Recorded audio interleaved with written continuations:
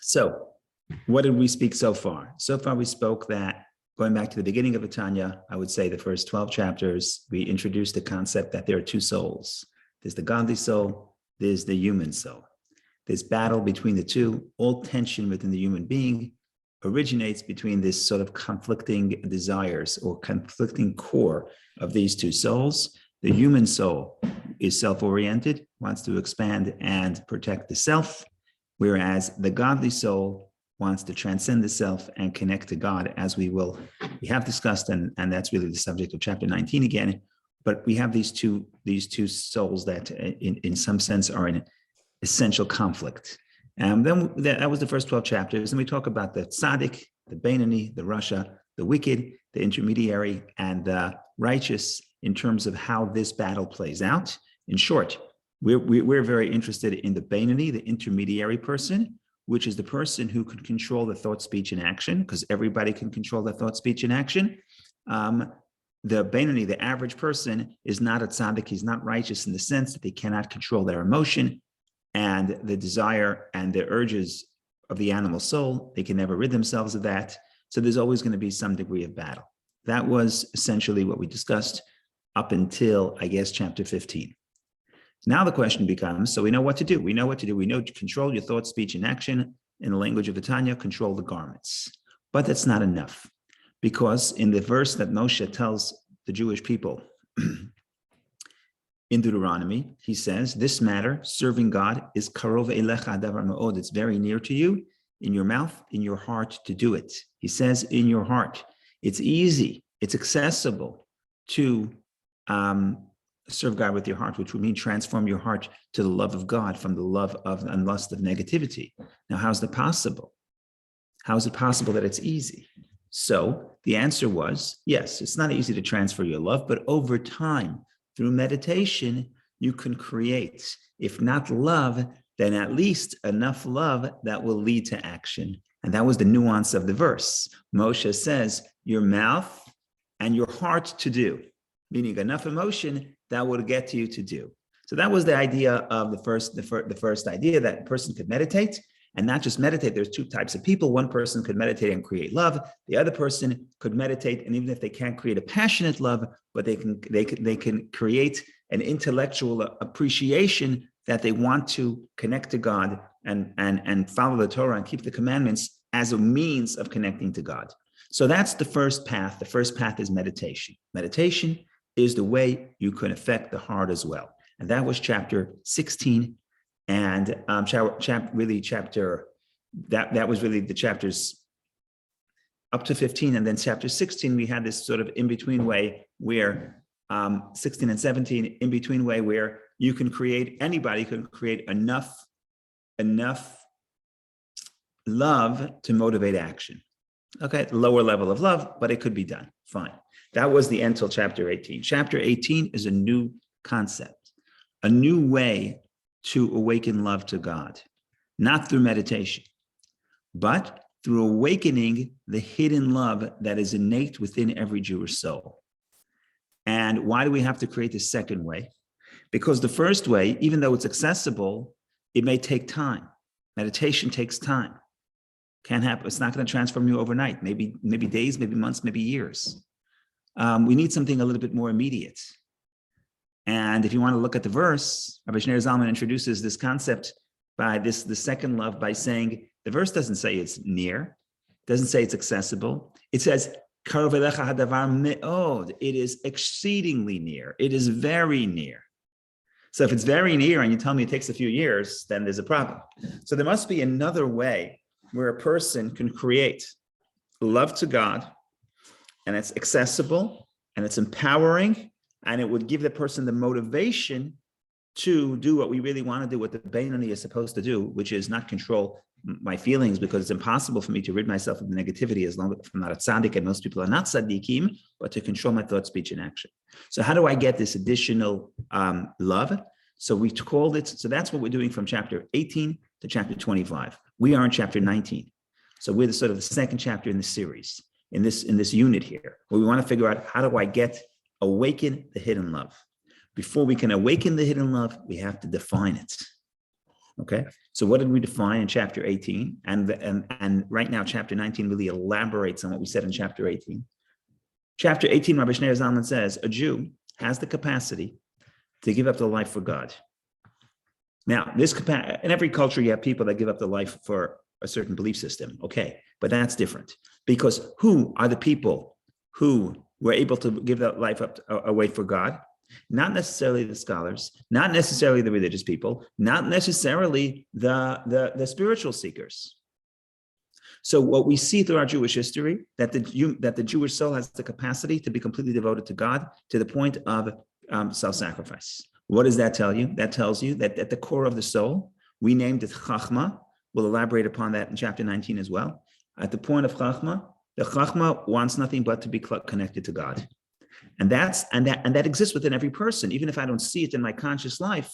But I know historically that my soul has the capacity, historically, as in the Jewish people, historically, my soul has the capacity to be completely devoted to God. And that because it has this love to God, and that is innate, even though I don't feel it. That was step number 1 in chapter 18. Now, what is chapter 19 going to do? Really, nothing other than elaborate and explain how this essential part of the soul, we call it the chachma of the soul, how it operates, when it operates, why it operates. And once we understand this, we understand that we have that core that always wants to be devoted to God. Now we just have to figure out how to trigger it, how to awaken it when we need that extra inspiration. So we know that if it's a moment of self-sacrifice, if a person may force me to give up, to renounce my connection to God, then that part of the soul would be awakened.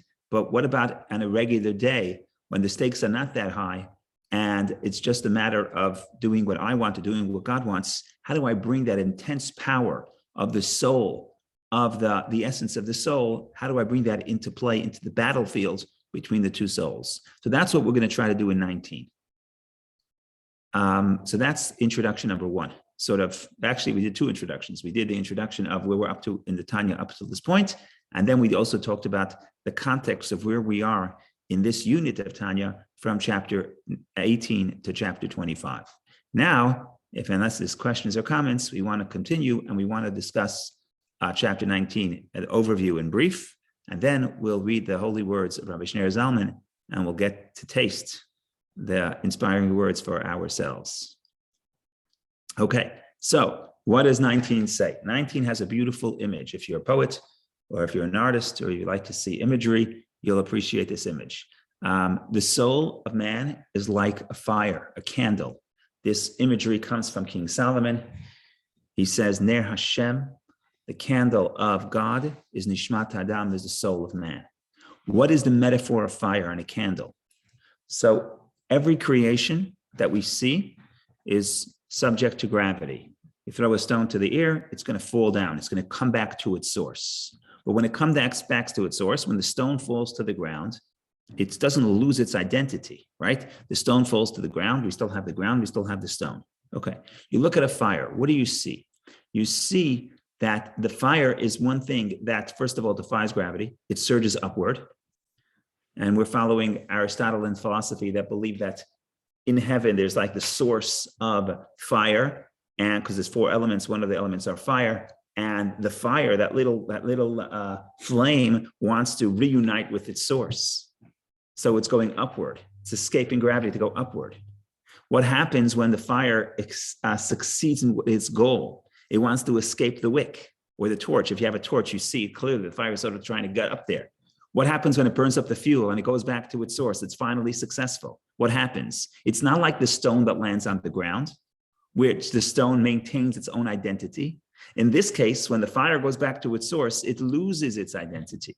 It doesn't want its distinct identity. It wants to, in the imagery, it wants to be included in its source without maintaining its own identity. In other words, it wants to transcend.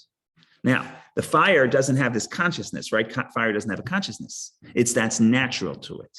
And Rabbi Shneur Zalman says that's the soul. The essence of the soul, the chachma of the godly soul, which senses God, it wants to connect to God It's natural. It's not because it understands, just like the fire doesn't understand. It's natural. Everything is drawn to its source. The soul is drawn to its source. It wants to be submerged within its source, even at the extent of its losing its own identity. Now, the problem with this chachma of the soul is that it's an exile. We'll talk about exile and it's asleep. Generally, it's an exile. It's in the soul. It's in the body. It's invested within the person. But when something is in exile, it can't express itself. So when I'm running around, and running my business and doing whatever I'm doing throughout the day, I'm taking this tremendous energy of soul that wants to go upward, but I'm forcing it to express itself in other ways. So it's somewhat painful for the soul. When it comes to a time where this soul feels that its connection to God is threatened, if that happens, the chachma wakes up. Not only is it willing to risk its life not to disconnect from God, it's willing to risk its life not to even allow one of its garments to be disconnected from God.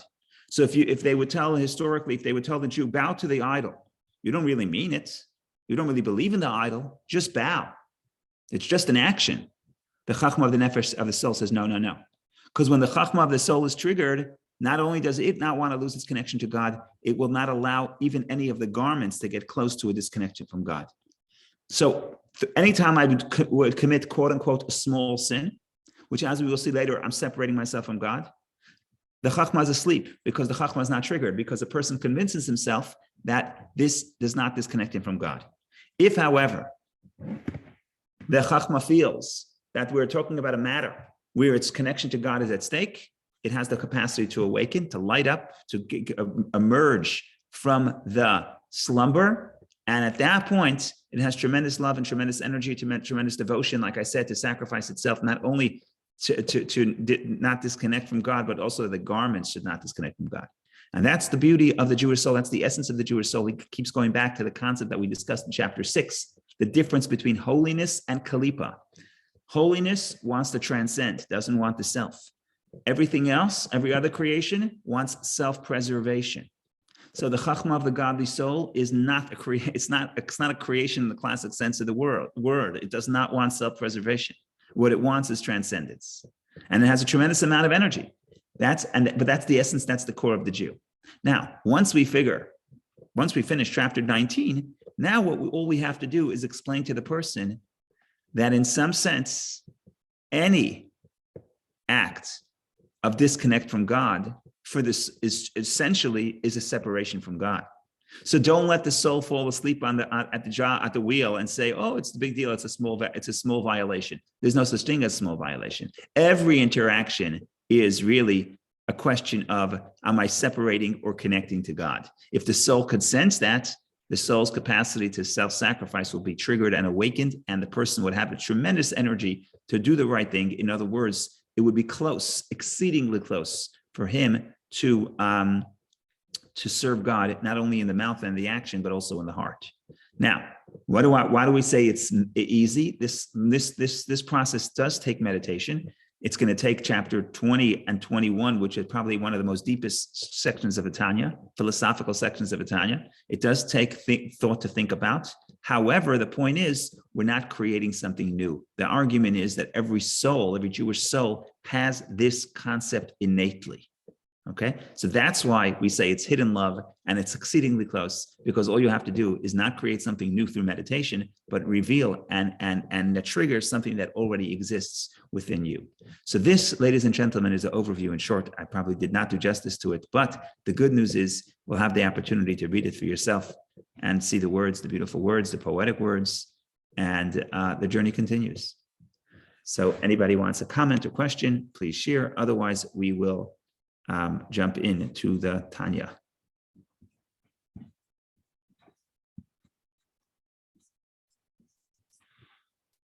Just a quick question. Yes. If what we're really dealing with in the Tanya is the Beinoni, why is so much time devoted to the spiritual desires for Hashem? Excellent question. If you just finished telling me, Rabbi Schneur Zalman finished telling me that the Beinoni is the average person, And we shouldn't try to become a tzaddik, which means perfect our emotion. And the main thing is thought, speech, and action. And that's the only thing that matters for the Beinoni, because that's the purpose of a soul. So why are you telling me that the love, to create a love to God is so important? And then we had many chapters of love, the love of that meditation and the love through awakening the hidden love. And by the way, once we get into the 40s of the chapters, 40s, from 41, 42 is awe, and then 43, 44, 45, 46, 47 is love. We go back to all about love. Well, who cares about the emotion? So there's essentially two answers.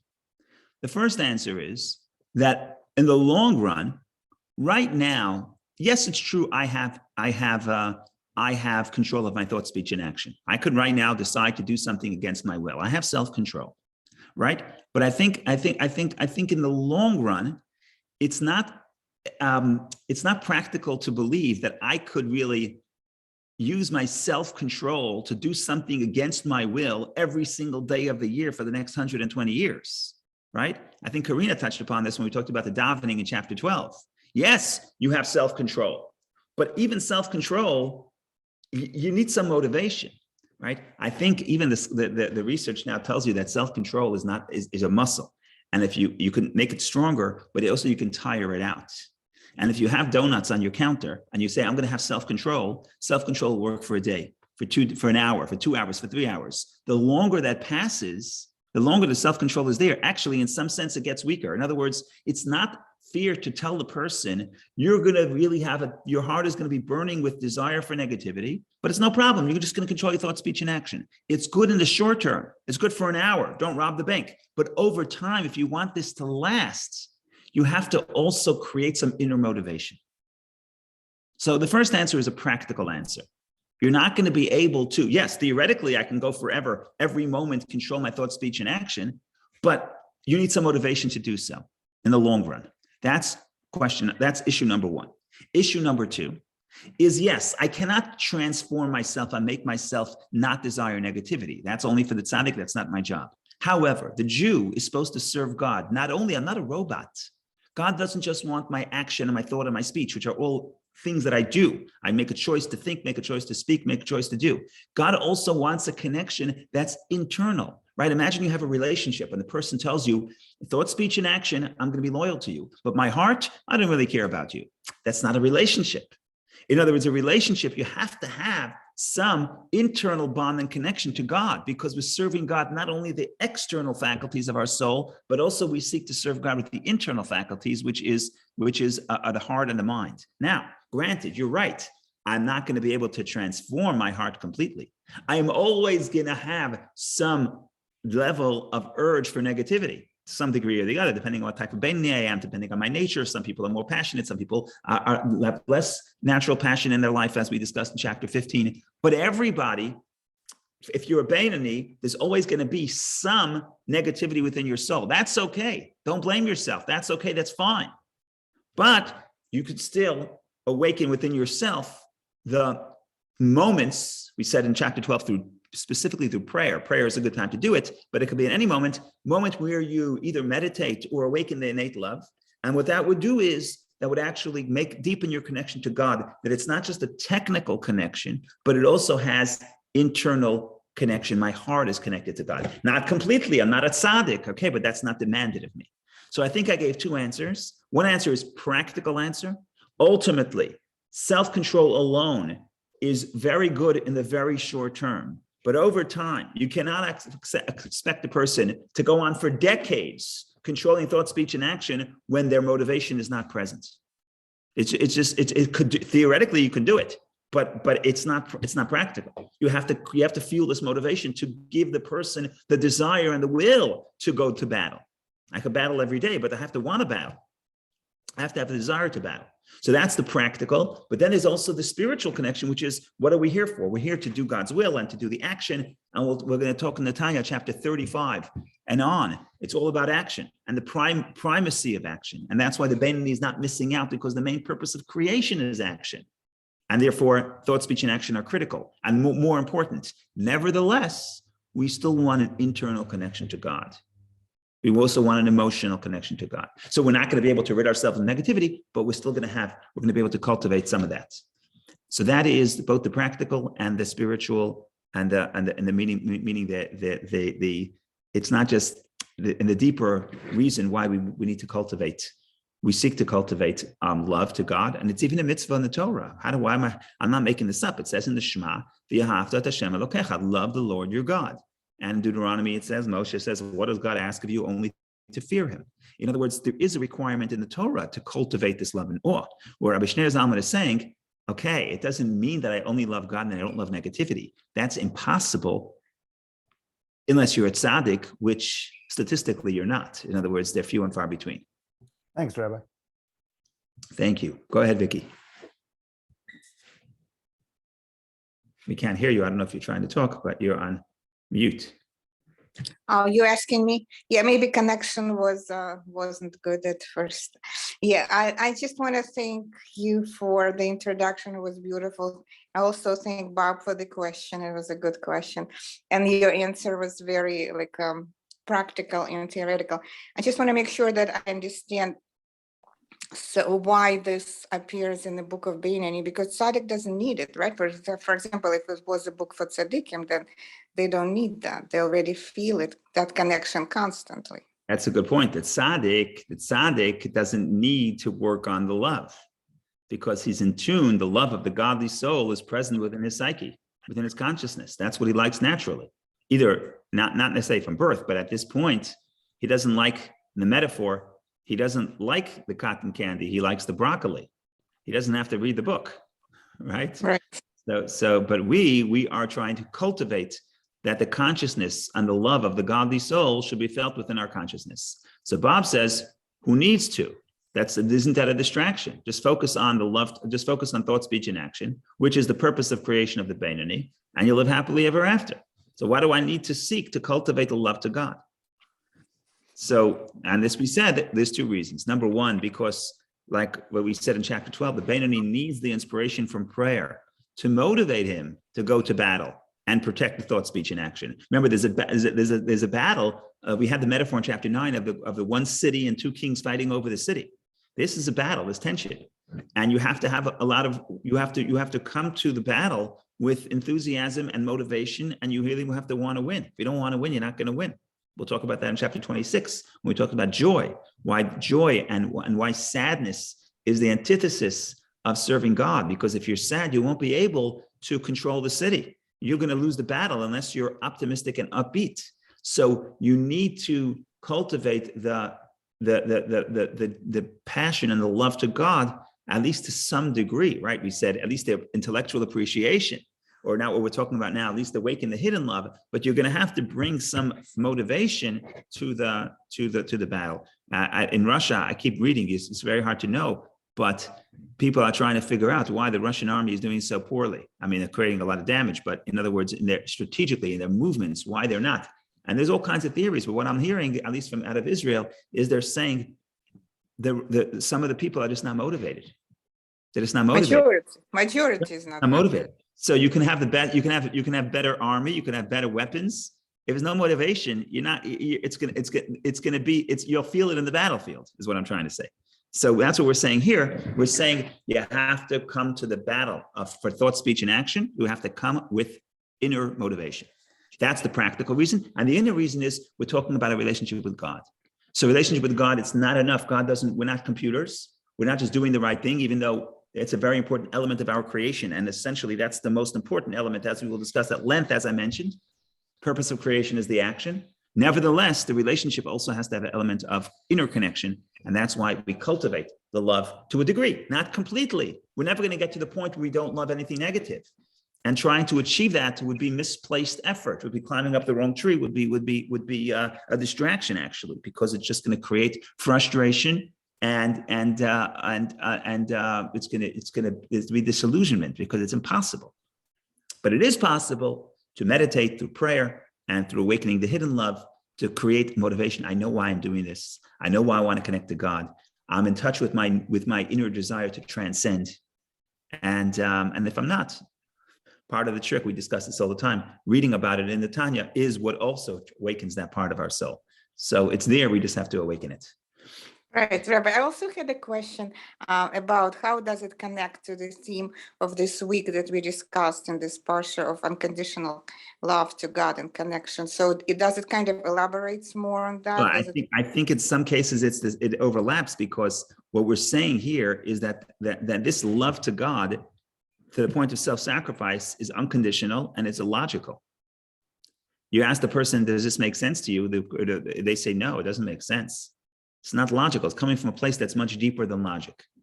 And that's why that's probably, at least according to some interpretations, that's why Rabbi Shneur Zalman goes to the metaphor of the candle. And he talks about the idea of nature. And he says, nature you cannot understand. It's just the nature, just the way things are. And just like the candle wants to go upward and it's not rational, the godly soul wants to transcend and it's not rational. So there's an element of the unconditional bond. It's not about I sit and I make a calculation and I would say, I'd rather be a martyr because in heaven, I'm going to get 72 virgins, which is better than what I have on this earth. Okay, you can do that, but that's an intellectual reason. That's not something that's beyond reason. That's a calculation. That's not unconditional. Thank you. Okay, now we're going to jump in. We'll read the words of the Tanya. We'll see how far we can get. Hopefully, I think we can finish the whole chapter. I have to stop at 10:59, unfortunately, but we'll see. Hopefully, we can do this.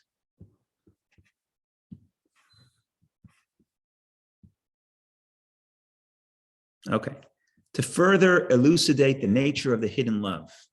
And that's what I alluded to earlier. That really, what we said here, we're just elaborating on chapter 18. So to further elucidate, it is necessary to clarify the meaning of the verse. This is from King Solomon. The soul, neshama of man, is a candle of God. This means that the souls of Jews who are called man are, by way of illustration, like the flame of the candle, whose nature is always to flicker upward.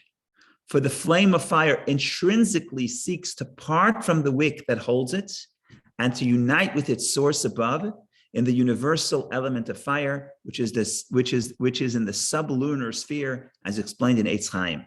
So we're not going to get into that right now. Based on Greek philosophy, there's the four elements, and they understood fire to be under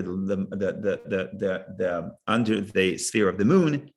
That today we know that it's not in the simple sense, but you see the concept, the imagery is still there. The fire is seeking to escape its hold on the wick's grasp of it, and it's trying to transcend. And now we elaborate. Although thereby, by parting from the wick and becoming part of its source, it will be extinguished and would emit no light at all here below.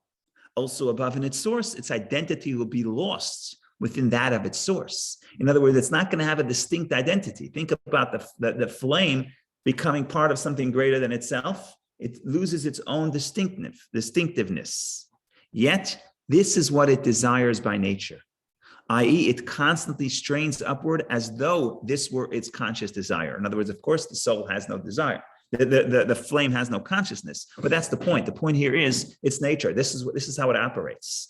Just as the candle constantly seeks to reunite with its source, so also the neshama of a Jew, and also the levels of ruach of nefesh. The soul naturally desires and yearns to separate itself and depart from the body and to unite with its origin and source in God, blessed be He, who is the fountainhead of all life. Though thereby it would become null and naught, and its identity would there in its source be completely nullified, with nothing at all remaining of its original essence of self. In other words, it's not that the soul disappears, but if the soul, you think about the soul as a ray of light. So if I'm sitting in a dark room, the ray of light is very significant. One ray of light come into the room, it's very significant. Think about that same ray of light the way it is within the sun. It's there, but it's insignificant. It's within something so much greater. And that's what the soul wants to be. It's happy to lose its own identity. It wants to lose its own identity within its source. This is its will and desire by its nature. And now we're going to go into the word nature. It's very interesting. A lot of the word nature, Rabbi Shneur Zalman says, what is nature? When do you say something is natural? Anything you don't want to explain is natural. Right? Why does the speed of light, what is the speed of light? Whatever it is, 240,000 something miles per second. Why does the light go exactly that speed? So we say, it's the nature. You didn't explain it to me. You said it's nature. We use the term nature anytime where we don't have an explanation. We just say, this is the fact. This is the way it is, right? So much of science, especially now, so much of science is not explanation, it's description. Say, this is the nature. This is the nature means you're not really explaining, you're just saying, this is how it goes. It doesn't really matter. You don't ask the light, why are you traveling at this speed? We don't know. It's just the way it goes. So nature is an applied term for anything that is not in the realm of reason and comprehension. It just does it. Why? There's no reason. Here too, with regard to the soul's desire to unite with its source, the inference of the word nature is that the soul's will and desire is not based on reason, knowledge, and intelligence that can be understood, but rather it is beyond the grasp and comprehension of rational intelligence. And now we're getting back to the Kabbalistic terms that we introduced last chapter, chapter 18. For this nature is in the soul's faculty of Chachma.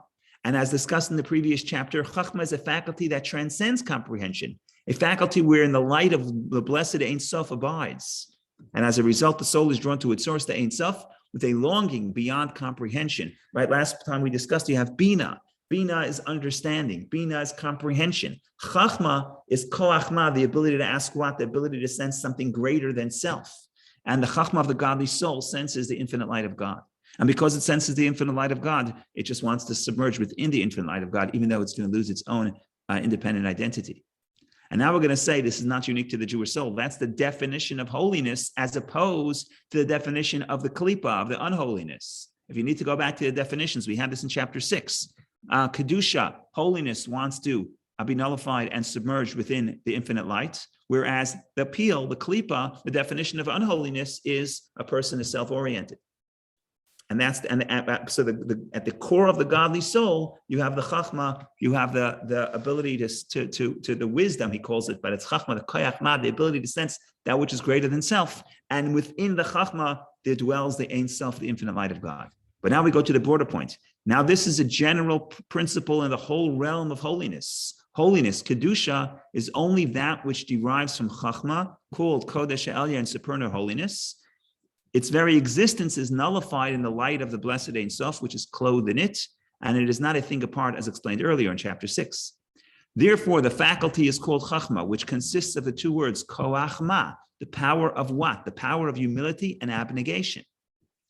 This capacity of holiness in general and the soul in particular, this stands in direct contrast to the klipa and sitra achra. Klipa is the peel, sitra achra is the other side. Again, terms for meaning anything that's not holy, from which are derived souls of Gentiles, who act only for themselves, saying, give, give. And as Asaph says, freed me, in order to be independent beings and entities, separated from God, as mentioned earlier. That klipa is a separate and distinct entity far removed from God, in direct contrast to chachma, whose nature is humility and self-nullification. So we discussed this earlier in chapter 2. When he says Gentiles, he doesn't mean all the Gentiles. He means the human soul is self-oriented. Even when the human soul wants to do good, it wants to do good because it feels good to self. The godly soul does not want to do good because it makes itself feel good. It doesn't want anything for self. Essentially what it wants to lose itself. It wants to transcend himself. So that's the key difference here. Now we're going back to the klipa, to the unholiness. The unholiness is called death. Why? Because holiness is synonymous with life. So the opposite of holiness is death. Therefore, those in the realm of klipa are described as dead. For wisdom, chachma gives life. So wisdom is synonymous with life. Hence, that which is the opposite of chachma lacks life, and it is written, they die without wisdom. Okay. So too, just as the heathen nations are called dead, so too are the wicked and sinners of Israel, but only before they are put to the test of sanctifying God's name. In other words, you can have a sinner of Israel where the soul, the godly soul, is hidden. So you could say, as we said it earlier in chapter 17, even about the Jewish sinners, that the sinners, even when they're alive, they're called dead. What does dead mean? It means they're disconnected from the source of life. What's the source of life? Holiness. Okay, why? Don't they have the holiness inside of them? Don't they have the chachma? Yeah, but the chachma is trapped. It's in exile within themselves. For the faculty of chachma in the divine soul, with the spark of godliness from the light of the blessed Ein Sof that is clothed in it, are in a state of exile in their body within the animal soul of the realm of klipa in the left part of the heart, which reigns over them and dominates their body. In other words, if you have a wicked person, the animal soul dominates. Yes, he has a godly soul, but the godly soul, and especially the chachma, the wisdom of the godly soul, cannot express itself. It is trapped in exile. This exile of the faculty of chachma, while the animal soul dominates the body, echoes the esoteric doctrine of the exile of the Shekhinah, since the Ein Sof abides in chachma, as mentioned earlier. The Talmud talks about this, and the Zohar elaborates that when the Jewish people go to exile, God himself is in exile. What does that mean? It means that the divine energy is in exile. In our context, the essence of the godly soul is trapped within the exile of the animal soul. Okay, but now we know why the love that we're describing that every Jew has, why we know it's called, why is it hidden? It's hidden because you don't always sense its consciousness, because it's concealed and hidden within the godly soul, within the animal soul. For this reason, this love found in the divine soul, whose wish and desire is to unite with God, the fountainhead of all life, is called hidden love. Why? For it is hidden and veiled in the case of the transgressors of Israel, in the sackcloth of Klippa. From the Klippa, there enters into them a spirit of folly, which leads them to sin. As our sages remark, a person does not sin unless a spirit of folly enters into him. We discussed this in chapter 14. We said the only reason why a person would sin is because even though they have a godly soul, but they would convince themselves that the sin does not connect them to God. Fine. Now we're going to say, I don't care how much hidden the godly soul is within your consciousness, the core of the godly soul is always awake and alive, but it's asleep. If you awaken it, it's going to take over. So here we go. But this exile of the faculty of chachma affects only that aspect of it which is diffused throughout the nefesh and animates with divine vitality. In other words, you have the chachma itself, and you have the chachma the way it spreads into the rest of the godly soul. The chachma, the way it spreads in the godly soul, could be concealed and could be in exile. But the core of chachma, that is never in exile. That's always intact. It may be asleep, but it's intact. Now you have, for example, you can have a person that is in prison. So you tie his hands, so he has no power. You have somebody else, that's the chachma, the way it spreads to the rest of the body. You have someone else, he's not tied, and he doesn't have any handcuffs, he's not tied, but he's asleep, but he's intact. So the moment you wake him up, he emerges with the full force. Because he was not in exile, he was just asleep. That's the difference. And that's what he's saying now. Yet the root and core of chachma, the divine soul, is in the brain and does not clothe itself in the sackcloth of klipa on the left part of the heart in a true state of exile. It is merely dormant. It's asleep. In the case of the wicked, not exercising its influence within them, as long as their knowledge and understanding are preoccupied with mundane pleasures. Now here comes the key. However, when they, the wicked, are confronted with a test of faith, which transcends knowledge, touching the very soul and the faculty of chachma within it, then it arises from its sleep, i.e. the chachma reveals itself, and it exerts its influence of the divine force that is enclosed within it, as it is written, then the Lord awakened as one out of sleep. What does it mean? God is asleep? No, it means the godly part within myself was asleep, but when it was tested, it woke up. The revelation of chachma leads even the sinner to withstand a test of faith in God without any reasoning or knowledge that he can comprehend, which would motivate him to sacrifice his life, and to prevail over the klipot and over his desires toward worldly matters, both permitted and forbidden, which he was accustomed to indulge and even to despise them, and to choose God as his portion and lot, so that he is prepared to offer his soul to God in martyrdom for the sanctification of his name. How does this work? My whole life I was wicked. Although the klipot prevailed over him, over this sinner who was not prepared to accept martyrdom all his life, and he was impotent against them, as the rabbis have said that the wicked are under the control of their hearts, so I could not fight my negativity within me. Nevertheless, when he faces a test challenging his faith in the one God, a faith whose foundation is in that level of the divine soul called the heights of holiness, namely the faculty of chachma, which is called kodesh, in which is clothed the light of Ein Sof, blessed be he, then all the klipot becoming nullified and they vanish as though they have never been in the presence of the Lord. In other words, the unholiness is powerful, but the unholiness melts away in the presence of the infinite light of God. So when my chachma awakens, the negativity in my soul melts away. In other words, it's insignificant. As it is written, all the nations, including also the klipot, are as nothing before him. And for all your enemies, O Lord, referring also to the klipot, which are the enemies of God, all your enemies will perish. They will be scattered And again, as wax melts before fire, so shall the wicked perish. And the hills, referring to the klipot, which are compared to hills by reason of their hauteur, melted like wax. So you have this whole entity like wax that looks so powerful. It's very powerful until you turn on the blowtorch. You put on the blowtorch, it melts away. So that's what we're saying here. Within my soul, the klipot was so powerful. But if you awaken, if my soul awakens from its slumber and it feels threatened and its connection to God is threatened, then it awakens and then the klipa melts away. And now we're going to say not only does the klipa melt away, but the klipa, the chachma does not allow the unholiness to touch any of its garments. In other words, don't even make believe that you're disconnected from God in the external sense. The force of the divine light of the Ein Sof that is clothed in the soul's faculty of chachma is so intense as to banish and repel the sitra achra and the klipot, so that they are unable to touch even its garments, namely its thought, speech, and action, and that express one's faith in the unity of God. And he explains what he means. This means that divine light vested in chachma enables him to withstand the test of self-sacrifice to the extent of even refusing to do a mere empty act that is contrary to his belief in the one God. For example, to bow down before an idol, even without acknowledging it in his heart at all. In other words, the Jew would say, I'm going to risk my life now, I'm going to give over my life not to bow to an idol, even though it's just an action. Yeah, but once the chachma wakes up, it takes control of not only over itself, but also over all aspects of the soul, including thought, speech, and action.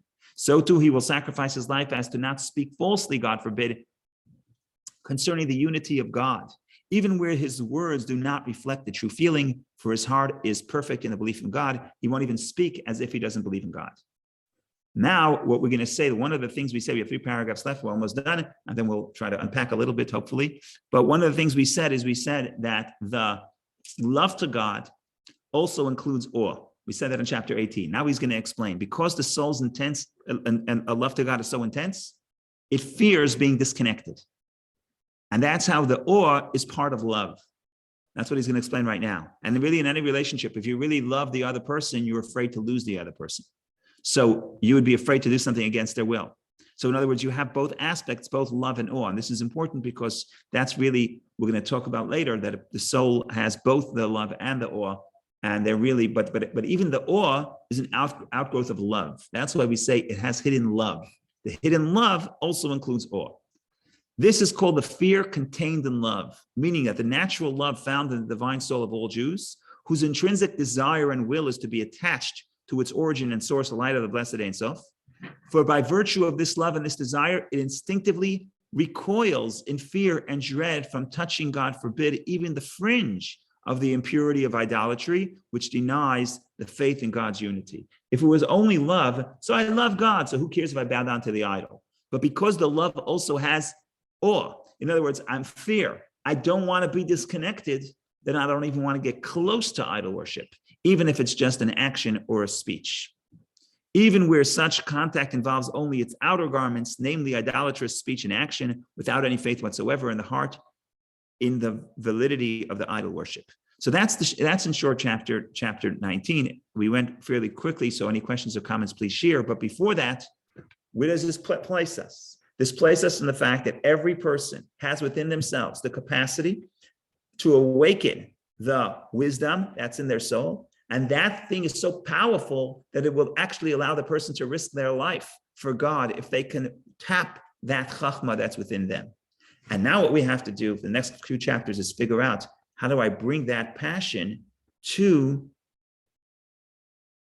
daily actions and daily decisions that don't seem to be as consequential as idolatry, which with idolatry, it's clear to me that I'm going to be disconnected from God.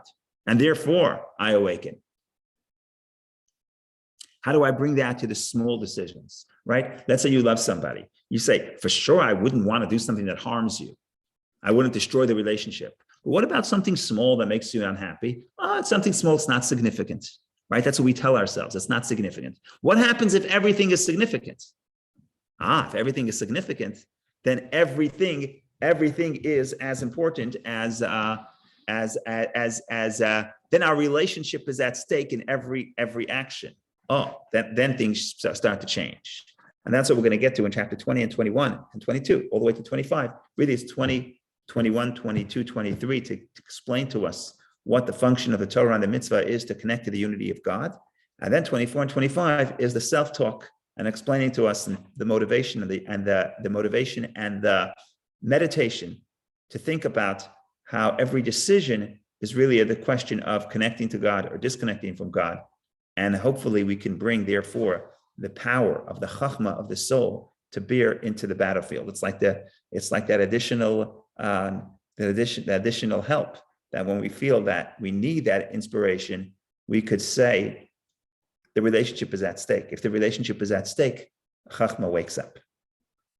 Like I said before, you have a metaphor. The metaphor would be like this.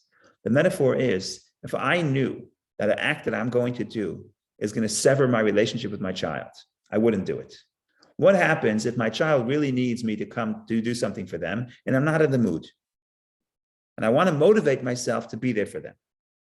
So I tell myself, listen, this event is what your child is going to remember of their childhood. In other words, your relationship, this moment, the relationship is at stake at this moment. If I feel that, I'm going to drop everything I need to do and I'm going to show up for them. Right? So you can't always live in crisis mode. But when I say I really need that motivation, so how do I think about this? Then I think about every action is really, in some sense, and with my child, it's not 100% true. But once we get to the Tanya, once we get to talk about God, yes, every action, it's really a question of the relationship is at stake. And if I could think about it that way, then I come to any specific decision, which seems to be not important, but I come to it with the full force of the chachma of my godly soul. So that's the pitch of 8 of 19. That is where we're headed. Just the imagery, even if we learn nothing about the Tanya, just the imagery of 19 is very powerful. The soul is a candle. It surges upward. It wants to be diffused within something greater than self. It's happy to lose its own individual identity. It wants to be part of something greater than self. Just the image of a candle or image of a flame. That's the soul. When you look at a flame, you're really looking at a reflection of your own soul. And that's a very powerful image because it's easy to remember and easy to picture. Go ahead, Vicky. Well, thank you again. This is really beautiful chapter and beautiful explanation and examples. And I raised my hand just maybe a moment before you started bringing examples that are closer, like from our life, from a regular life. Yes. Because my question is about Jewish soul versus non-Jewish soul, because we are minority, right? So. And there is no real motivation from Jews to kind of work on the awakening that godly soul, right? So my question is, from the rabbinical point of view, is it problematic for non-Jews to study Tanya and Talmud? I mean, I'm not saying that everybody will jump on it, but from the Jewish point of view, is it problematic? Because I think if non-Jews would also, or I mean, you can promote within the Jewish community also, because it will, of course, raise the moral landscape. But non-Jews, is it problematic? No, it's not problematic. The Talmud says that non-Jews should not study Torah. It's understood to mean that they shouldn't study Torah, things that are completely irrelevant for them. So, for example, the intricate laws of keeping Shabbat. It's not for them. They don't have to do it. They shouldn't do it, right? The Torah is not just entertainment. You study it because it's relevant. But certainly matters that are relevant to everybody is they have to learn the parts of Torah that are relevant to everybody. Now, the Chassid, we believe that part of the 7 Noahide laws is faith in God. And faith in God, with all its derivatives, includes love and awe of God. So from the perspective of the Kabbalah, everybody is the mitzvot of enhancing faith in God and morality and love and awe of God. That is universal, a universal obligation. And because it's universal, it's an obligation for everybody, then everybody has to study how to do it. And that's why they should be studying Kabbalah and Hasidic philosophy, according to our perspective. When we talked about, do they have this capacity? We already discussed in chapter 2 and chapter 1 and 2 that it's not fair to say that the Gentiles do not have the godly soul. What we're saying is this capacity, we're saying that it is every Jewish soul has the capacity to be one with God. In other words, to transcend the self. We say a Gentile soul doesn't necessarily have this capacity, but it could have it, and it could develop it. And that's what we say, that there's Hasidei Umas Ha'olam, there's the pious amongst the Gentiles, and it could be either they have it naturally or they could develop it. So we're talking about earlier in history when people were not developed in morality in the same way. People were pagans and people had no sense of morality. Then they would say, yes, idol worshipers probably do not cultivate this aspect within their soul. But today, when we're talking about history develops and understanding of morality develops, then we can assume that your civilized person does have the capacity to be, either he is or could become the pious amongst the Gentiles who do have the transcendent soul and are not all self-oriented. But what we're saying here is, the faith is that the Jewish soul by definition, even without having any work, has this capacity. Doesn't mean that it's going to be revealed. It could be it's asleep. But it has this capacity for self-sacrifice. And you say, what's the core of a Jew? If I stop you on the street and say, according to Kabbalah, according to Hasidus, what is a Jew? And essentially what we're saying, what is a Jew? So you say, well, you have a Jewish soul. What does this really mean? What does it really mean to be a Jew? To be a Jew, according to the Tanya, is to have the flame that is willing and happy and wants to lose itself to transcend and become part of God. Even though it's not rational, because speak to that candle and tell the candle, you're crazy. Why are you escaping? You're burning up your fuel. You're going to dissipate. You're going to be part of me. You may go back to become part of the collective element of fire, but no one's going to see you. No one can hug you. No one can give you attention, right? You're not going to get a plaque. You're not going to get written about in the paper. So why are you doing it? Well, it's not a question of why. That's who I am. And that's the core. That's the core of the Jewish soul. Even if it's concealed, even if it's hidden.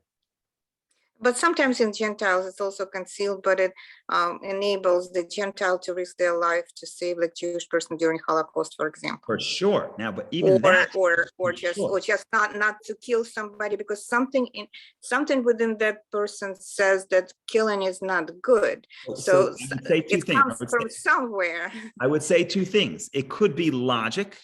And that's fine because the animal, Tanya doesn't get into it, but later sources in Hasidism explain that every creation, every person has what they call an animal soul, an intellectual soul. So it could be motivated by logic. Logic dictates to me that the right thing to do is to risk my life to save somebody else. That's fine. That's a logical soul. Every human being has a logical soul, which is different, intellectual soul, which is different than the animal soul, which is self-oriented. And the intellectual soul also allows yourself to transcend your own personal needs. What we're saying about the Jew and about some Gentiles is that it's not logical. I'm not doing it because I understand. I'm not doing it because it makes sense to me. I'm doing it because that's my nature. Nature, what does nature mean? It makes no sense. It's innate. I don't know why. It doesn't make sense to me, but I do it anyway. Because this is my core. This is who I am.